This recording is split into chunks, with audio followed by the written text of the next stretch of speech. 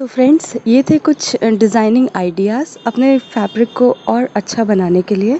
अगर आप इसी तरह के और डिज़ाइंस या कुछ डिफरेंट डिज़ाइंस देखना चाहते हैं तो कमेंट सेक्शन में ज़रूर शेयर करें।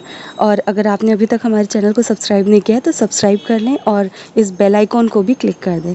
वीडियो देखने के लिए शुक्रिया।